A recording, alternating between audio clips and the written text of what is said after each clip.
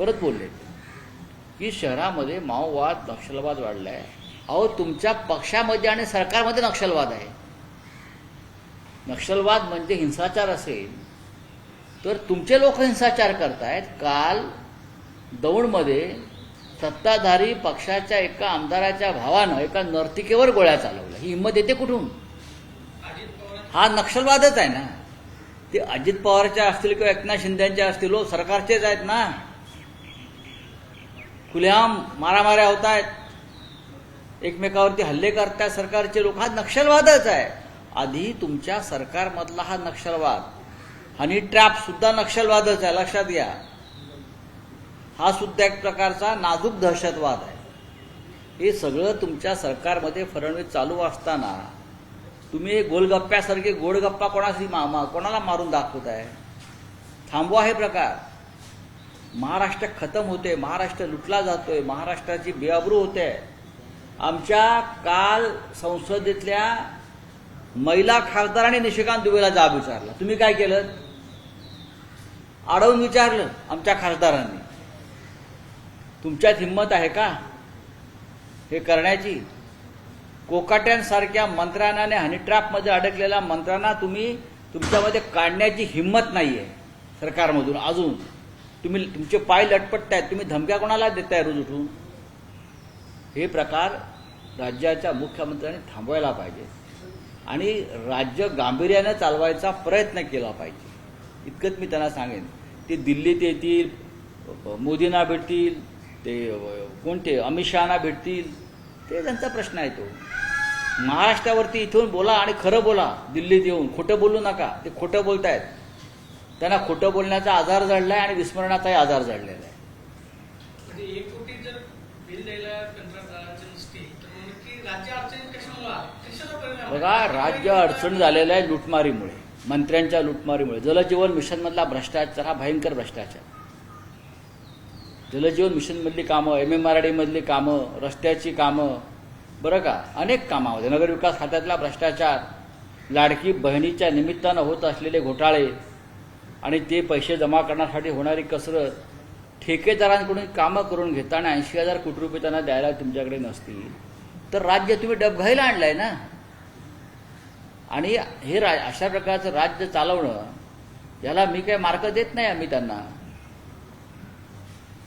महादेव मुंडे यांची जी हत्या झाली त्याचा पोस्टमॉर्टम रिपोर्ट काल समोर आला. बघा, हा कायदा सुव्यवस्थेचा प्रश्न आहे.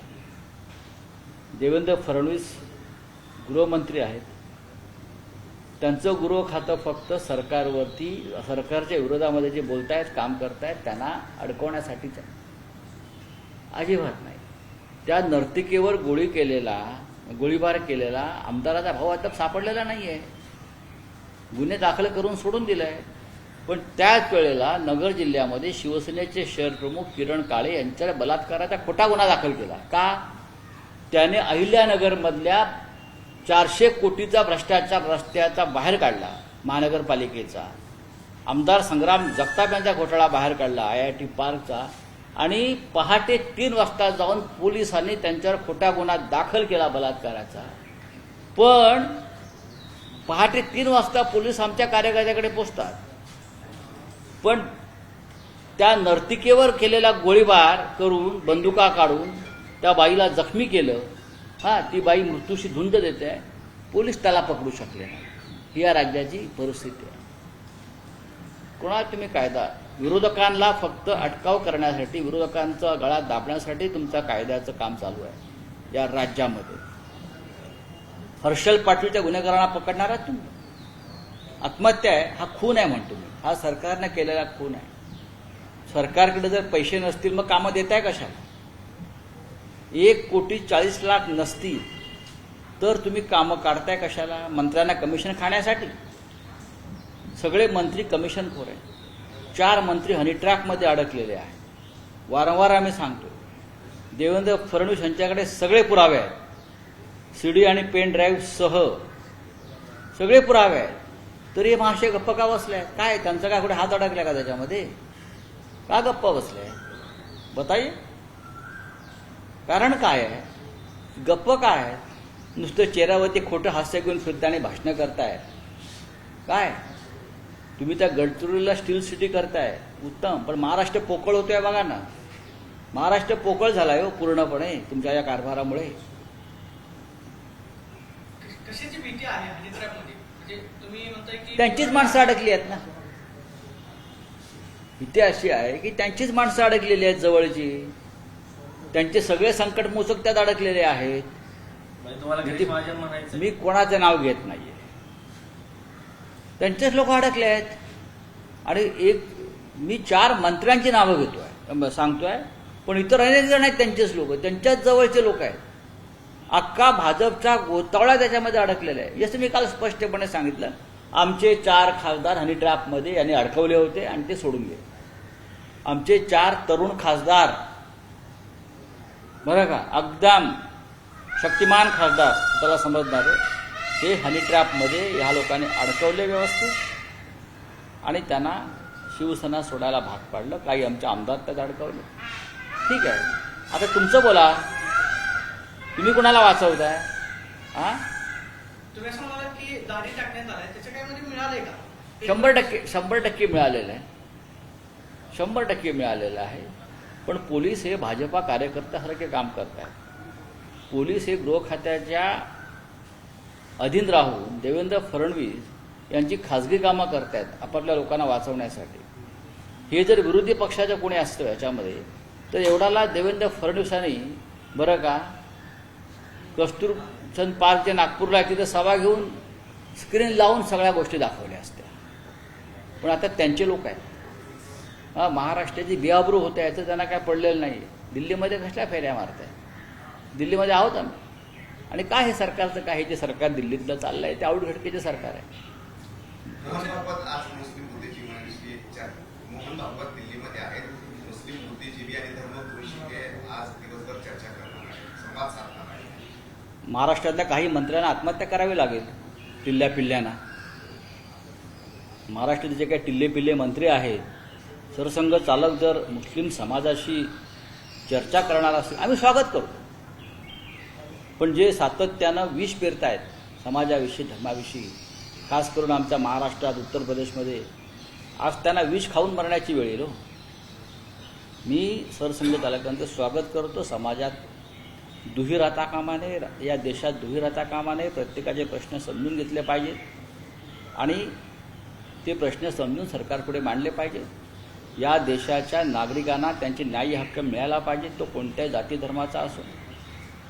आज बिहारमध्ये जे सुरू आहे SIRच्या नावाखाली एका विशिष्ट जाती धर्माच्या लोकांची नावं काढली जातात. महाराष्ट्रात सुद्धा ते केलं. याला लोकशाही म्हणत नाहीत.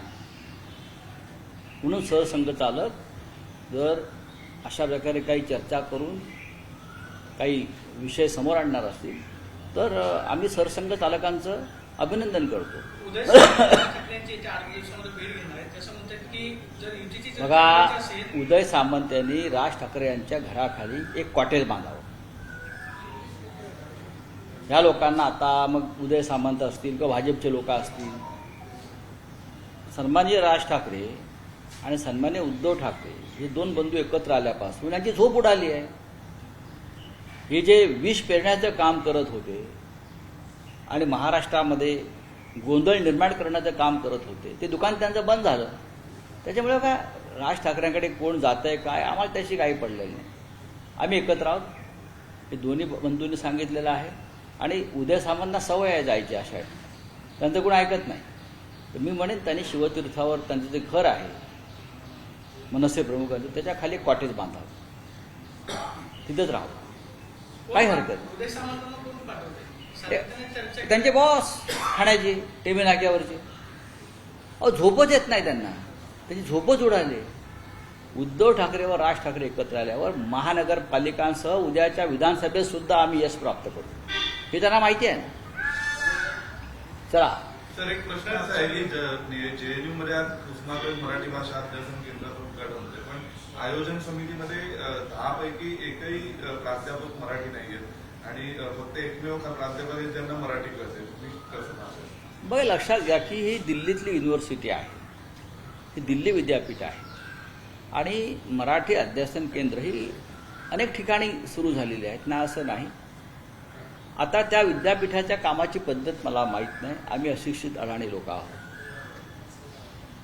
मराठी जरी नसले तरी जे त्यांचं मराठीविषयी जी काय आस्था आहे त्यातून भविष्यामध्ये कशाप्रकारे काम केलं जात आहे हे पाहून त्याच्यावर मत व्यक्त करावं लागेल. या क्षणी विद्यापीठामध्ये मराठीविषयी अध्ययन केंद्र सुरू होते, महत्त्वाचं आहे.